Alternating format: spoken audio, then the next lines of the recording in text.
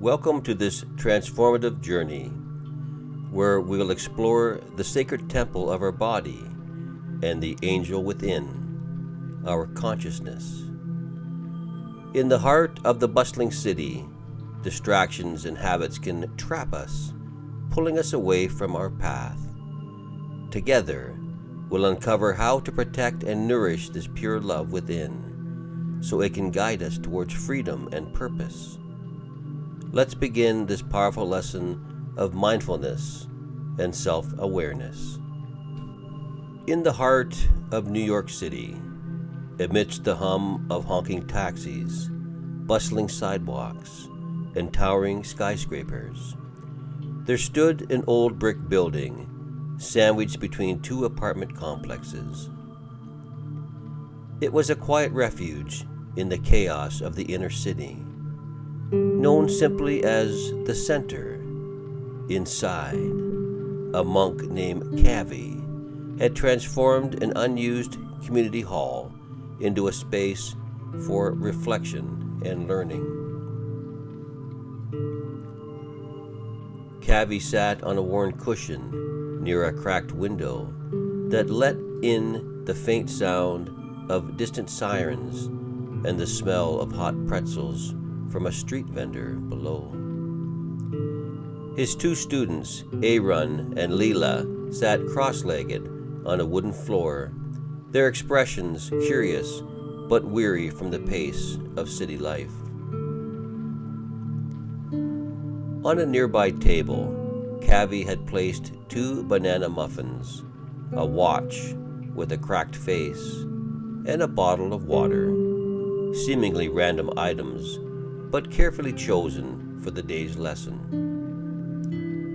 Today, Cavi began, his voice calm amidst the noise outside, we'll explore the angel that resides in your body temple, your consciousness, and we'll learn how to protect it from the traps of the world around us. Cavi picked up the watch and held it up, its broken face catching the dim light from a nearby lamp.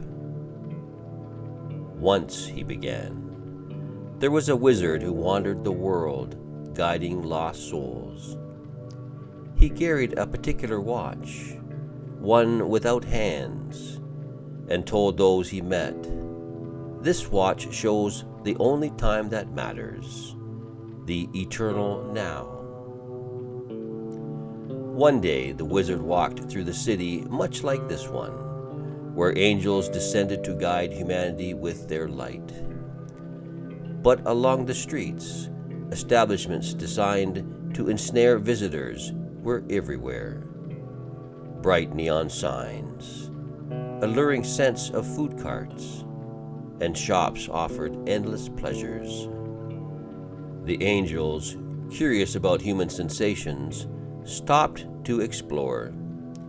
They tasted, touched, and experienced, each new pleasure pulling them deeper into the city. Soon they forgot their mission, distracted by their newfound habits. The wizard tried to call them back, holding up his watch as a reminder of the eternal now, but they were too entranced by the noise and the lights. Their love for these sensations had trapped them, not out of malice, but because they felt so good in their human forms. Cavi set down the watch and gestured to the muffins on the table. Our consciousness, he said, is like those angels, pure, radiant, and full of love. It resides in our body temple, our vessel for this journey. But in this city, filled with temptations and distractions, it is easy to lose sight of the path. He picked up one of the muffins and held it delicately. Imagine your consciousness entering a bakery like this muffin shop on the corner. The smell of sweetness is irresistible. You stay, savoring every bite, enjoying the moment. But what happens if you never leave? the bakery becomes your world, and the journey you began fades from memory. Layla frowned. Master, are you saying that love can trap us? Cabby nodded gently. Love is the most powerful force, but it is also vulnerable. Your consciousness loves you so much that it follows you where you lead. If you indulge in habits that harm your body temple, overeating, overindulging, or chasing fleeting pleasures, your consciousness becomes trapped. That is why we must be mindful of what we allow in our temple. Habits that feel good at first can turn into chains, binding the angel within us. Cabby poured water from the bottle into 3 small paper cups, the sound of the liquid filling the room briefly, drowning out the city noise. Water flows freely, he said, but if you trap it in a container, it becomes still. It loses its ability to nourish, to move, to change. Our consciousness is like that water. It is meant to flow, to evolve, to adapt. But habits can trap it, like water in a bottle, making it stagnant. Aaron sipped his water thoughtfully. So, Master, how do we avoid these traps? How do we keep our consciousness free? Cabby's eyes gleamed with wisdom. By becoming gatekeepers of our body temple. Before bringing anything inside, whether it is food, drink, thoughts, or experiences, ask yourself, will this nourish the angel within, or will it start to create chains? Will this help my consciousness grow, or will it distract it from its journey? Cabby motioned for his students to close their eyes. Muffled sounds of the city, car horns, chatter, distant music formed a background for his words. Take a deep breath, he began, his voice like a soothing current. Picture yourself standing at the edge of a bustling city. The lights are bright, the streets crowded, the air filled with enticing smells and sounds. Now, imagine yourself as an angel, radiant and light, walking through this city.